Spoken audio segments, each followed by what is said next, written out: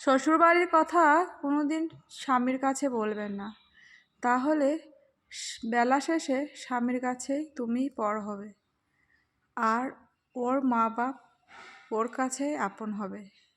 তাই যতটাই কষ্ট হোক না কেন সব সময় চেপে রেখে দেবেন, তার জন্য ভালো হবে। হয়তো মায়ের কাছে সেই কষ্টটাকে একটুকু হালকা করবে, তাহলে মনটা ফ্রি হয়ে যাবে। একদিন যখন সে বুঝতে শিখবে, কখনোই তোমাকে কষ্ট দেবে না। ও যখন মনে করবে যে আমার মেয়েই শ্বশুরবাড়িতে কষ্ট পেলে আমারও যে বৌমা হয়েছে তাকে যদি কষ্ট দিই, তাহলে আমার মেয়েও শ্বশুরবাড়িতে কষ্ট পাবে। সে কখনো চাবে না যে আমার মেয়েই শ্বশুরবাড়িতে কষ্ট পায়।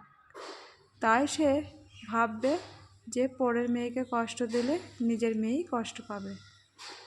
তাই যে কোনো কথা হলে স্বামীকে বলবে না। স্বামীকে বললে বেলা শেষে তুমিই পর হবে। কথাটা আমি সত্যিই বলছি। এরকম আমার সঙ্গেও ঘটেছে, আবার আপনাদের সঙ্গেও হয়তো ঘটেছে। তাই যে কোনো জিনিস যদি চেপে রাখা হয় আর সবুর করা হয়, তাহলে সবুরের ফল মিঠে হয়। তাই আপনাদেরকে একটাই উদ্দেশ্যে বলছি, কষ্ট চেপে রাখুন, প্রকাশ করুন।